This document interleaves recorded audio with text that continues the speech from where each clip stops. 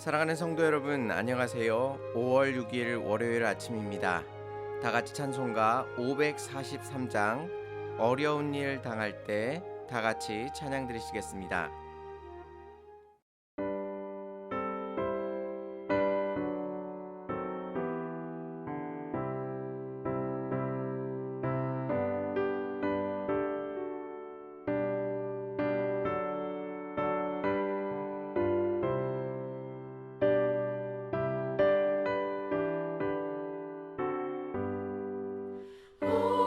어려운 일 당할 때 나의 믿음 적으나 의지하는 내 주를 더욱 의지합니다.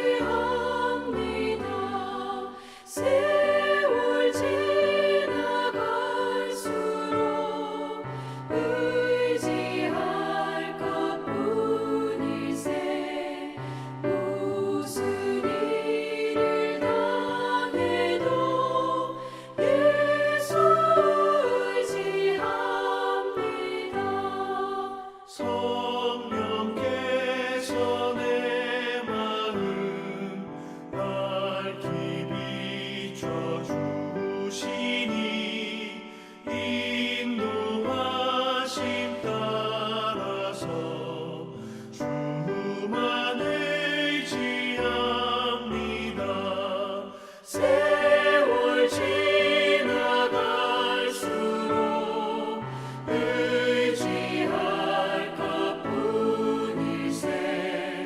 무슨 일을 당해도 예수 의지합니다.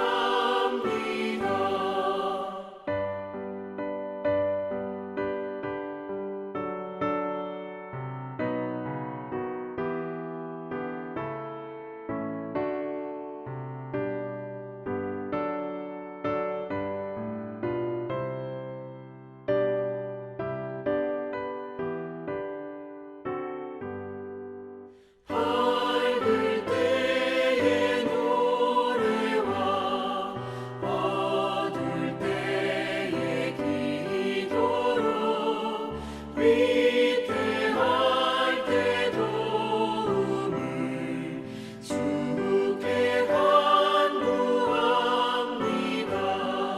세월 지나갈수록 의지할 것뿐일세. 무슨 일을 당해도 예수 의지합니다.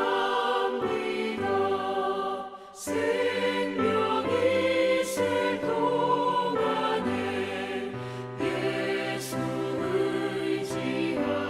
의지합니다.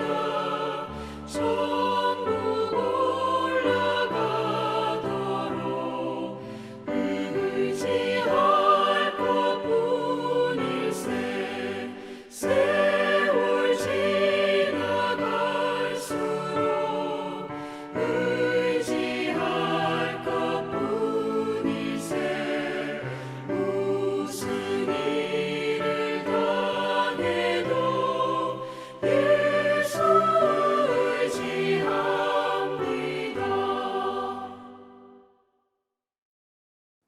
하나님께서 오늘 우리에게 주시는 말씀은 열왕기상 13장 25절에서 34절까지의 말씀입니다.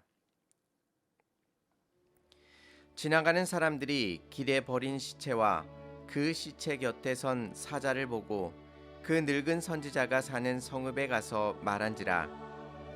그 사람을 길에서 데리고 돌아간 선지자가 듣고 말하되 이는 여호와의 말씀을 어긴 하나님의 사람이로다.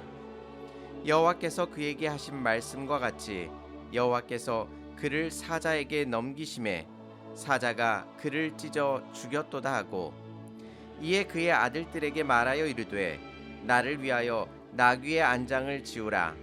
그들이 안장을 지우매 그가 가서 본즉 그의 시체가 길에 버림받되었고 나귀와 사자는 그 시체 곁에 서 있는데 사자가 시체를 먹지도 아니하였고 나귀를 찢지도 아니하였더라.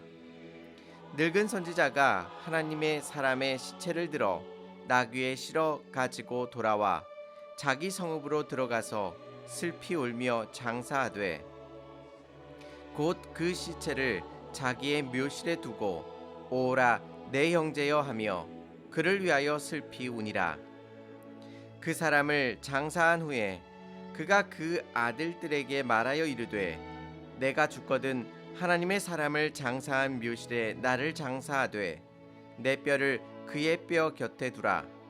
그가 여호와의 말씀으로 베델에 있는 제단을 향하고 또 사마리아 성읍에 있는 모든 산당을 향하여 외쳐 말한 것이 반드시 이룰 것임이니라. 여로보암이 이 일 후에도 그의 악한 길에서 떠나 돌이키지 아니하고 다시 일반 백성을 산당의 제사장으로 삼되 누구든지 자원하면 그 사람을 산당의 제사장으로 삼았으므로 이 일이 여로보암 집의 죄가 되어 그 집이 땅 위에서 끊어져 멸망하게 되니라. 아멘. 하나님께서 여로보암을 북이스라엘의 왕으로 삼아 주셨음에도 불구하고 여로보암은 하나님을 신뢰하지 않고 금송아지를 만들고 그것들을 섬기도록 만들었습니다. 뿐만 아니라 하나님의 말씀에 순종하지 않았습니다. 그러자 하나님께서는 하나님의 사람을 남유다에서 금송아지가 있는 베델로 보내셔서 하나님의 심판이 임할 것임을 선포하게 하셨습니다. 그런데 특이하게도 이 심판의 말씀을 선포한 후에 떡도 먹지 말고 물도 마시지 말고 왔던 길이 아닌 다른 길로 돌아가라고 그렇게 특별하게 말씀하셨습니다. 그가 그 말씀을 따라 유다로 돌아가는 길에 베델의 늙은 한 선지자가 그에게 찾아갑니다. 그리고 그에게 이렇게 말합니다. 나도 당신과 같은 선지자인데 천사들이 나타나 그대에게 떡도 먹이고 물도 마시게 하라고 했다고 거짓말을 한 것입니다. 이 하나님의 사람은 베델 선지자의 말에 속아 떡을 먹고 물을 마셨습니다. 그러자 그 늙은 선지자에게 하나님의 말씀이 임하였습니다. 그가 하나님의 명령을 지키지 않았기에 그의 시체가 내 조상의 묘실에 들어가지 못할 것이라고 말씀하셨던 것입니다. 이 일 후에 하나님의 사람이 돌아가는 길에 사자를 만나 사자에게 물려 죽게 되었다는 이야기입니다. 오늘 말씀은 그 하나님의 사람이 죽게 된 이유의 말씀입니다. 이 소식을 들은 베델 선지자가 그가 길에서 사자에게 물려 죽었다는 소식을 듣고 그곳으로 달려갑니다. 그곳에 이르자 특이한 장면을 접하게 됩니다. 오늘 본문 28절 말씀을 보시면 그가 가서 본즉 그의 시체가 길에 버림받았고 나귀와 사자는 그 시체 곁에 서 있는데 사자가 시체를 먹지도 아니하였고 나귀를 찢지도 아니하였더라라고 말씀하십니다. 유다 선지자의 시체가 있었는데 그 옆에는 나귀와 사자가 있었습니다. 이런 경우라면 사자가 그 시체를 먹거나 옆에 있는 나귀를 잡아 먹어야 하는 것이 자연의 섭리일 것입니다. 하지만 어찌된 일인지 사자는 시체나 나귀에 전혀 관심이 없습니다. 뿐만 아니라 도망가지 아니하고 그 자리에 서 있는 것입니다.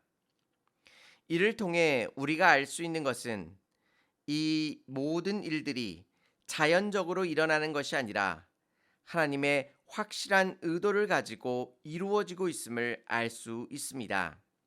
그런데 오늘 본문 중에서 우리가 이해하기 힘든 부분이 있습니다. 유다의 선지자는 의도적으로 하나님의 말씀을 어긴 것 같아 보이지 않습니다.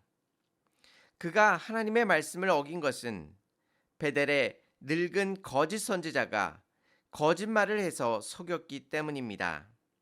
그런데 베델의 거짓 선지자에 대한 심판의 말씀은 없고 오히려 속임을 당한 유다 선지자에 대한 엄한 심판만이 우리들 가운데 보이고 있는 것입니다.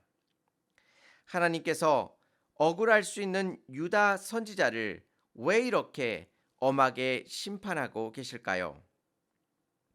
먼저 우리가 생각해 볼 것은 하나님께서 여로보암을 꾸짖기 위해 그 땅인 북이스라엘에서 선지자를 보내신 것이 아니라 남유다에서 선지자를 보내고 계시는 것을 살펴볼 수 있습니다. 우리가 앞에서 살펴본 것처럼 여로보암은 레위 지파 중에서 제사장을 삼았던 것이 아니라 보통 사람 중에서 뽑았습니다. 또한 북이스라엘의 선지자나 제사장은 하나님을 섬기는 사람이 아닌 금송아지를 섬기는 사람들이었을 것입니다. 그렇기에 하나님의 사람은 베델의 선지자를 믿지 말아야만 했었습니다. 또 한 가지 생각해 볼 것은 오늘 본문 속에 여러 차례 등장하고 있는 표현이 있습니다. 떡을 먹고 물을 마시다라는 이 표현이 이 사건을 진술하면서 최소한 7번 이상 나오고 있는 모습을 볼 수 있습니다. 하나님께서 이 명령을 얼마나 소중하게 생각하고 계셨는지를 알 수 있으며 또한 그것을 지키는지를 지켜보고 계셨습니다. 또한 하나님의 사람도 그것이 얼마나 엄중한 말씀임을 이미 뚜렷하게 알고 있었을 것입니다. 그런데 어떤 사람이 나타나 자신이 선지자이고 천사가 말해주었다고 말하니까 한순간에 하나님의 말씀을 어기는 모습을 보게 됩니다. 하나님의 말씀을 끝까지 붙들고 나아가야 했었고 또한 하나님의 말씀이 변경되었다면 하나님께 그 뜻을 물어보아야만 했었을 것입니다. 또한 다른 한편으로는 유다 선지자와 대조적인 사람이 바로 베델의 선지자였습니다. 비록 그는 일찍이 거짓 증거를 하여 하나님의 사람이 하나님의 말씀을 어겨서 죽게 만들었습니다. 그런데 이 사건을 거쳐오면서 사자가 시체와 나귀 옆에 서 있는 모습을 통해 이 모든 사건들이 하나님께서 깊이 관여하고 계심을 그가 깨닫게 됩니다. 그리고 자신에게 임한 하나님의 말씀대로 그 선지자가 죽게 되는 모습을 보면서 하나님의 말씀이 반드시 이루어질 것임을 그가 또 깨닫게 된 것입니다. 결국 그가 만난 유다의 이 선지자는 진정으로 하나님께서 보내신 선지자임을 그가 알게 되었습니다. 그러자 이 거짓 선지자는 어떻게 행합니까? 놀랍게도 하나님의 사람의 시체를 놓고 진정으로 슬퍼하면서 울면서 장사를 치러줍니다. 그리고 자신이 죽으면 자신의 뼈를 그 진정한 선지자의 뼈 옆에 두라고 이야기합니다. 그리고 결국에는 그의 입을 통해 베델의 제단과 사마리아의 산당에 선포되었던 그 심판이 반드시 이루어질 것임을 선포하고 있습니다. 오늘 말씀의 내용이 비록 복잡하지만 결국 한 가지 사실을 강조하고 있습니다. 오직 하나님의 말씀만을 따르라고 명령하고 있는 것입니다. 사람의 마음으로 하나님의 말씀을 판단하지 말고 자신에게 유리한 대로 바꾸어 생각하지도 말고 온전히 하나님의 말씀만을 따라가라고 우리에게 권면하고 있는 것입니다. 특별히 오늘 본문은 죽은 선지자 곁에 있는 사자가 시체와 나귀를 상하게 하지 않고 우리를 지켜보고 있는 모습을 보여줍니다. 하나님의 말씀을 따르지 않는다면 언제든지 그 사자가 우리를 덮칠 수 있음을 경고하고 있는 것입니다. 오늘 하루 하나님의 귀한 말씀을 붙들고 주 예수 그리스도 안에서 승리하실 수 있는 저와 성도님들이 되시기를 주님의 이름으로 축원합니다. 다 같이 기도드리시겠습니다. 은혜롭고 자비로우신 하나님 아버지, 세상의 유혹과 시험 속에서 우리가 하나님의 말씀을 판단하려고 하고 또한 우리의 생각대로 재단하려고 하는 이 모든 교만한 마음들을 주께서 물리쳐 주시옵시고 오직 거룩하신 하나님을 순전한 마음으로 받아들이게 하여 주시며 또한 그 말씀 가운데 온전히 거할 수 있도록 인도하여 주시옵소서. 하나님께서 명령하신 그 모든 것들을 순종함으로 따를 수 있도록 인도하여 주시고 또한 그 순종을 통해 베풀어 주시는 하나님의 놀라우신 복과 은혜를 받아 누릴 수 있는 복된 하루 될 수 있도록 인도하여 주시옵소서. 오늘 하루의 모든 삶을 주께 의탁하오며 예수님의 이름으로 감사하며 기도 올리옵나이다. 아멘. 사랑하는 성도 여러분, 하나님의 말씀을 따르는 것은 선택의 문제가 아니라 우리가 반드시 따라야 할 생명의 문제임을 기억하시기 바랍니다. 감사합니다.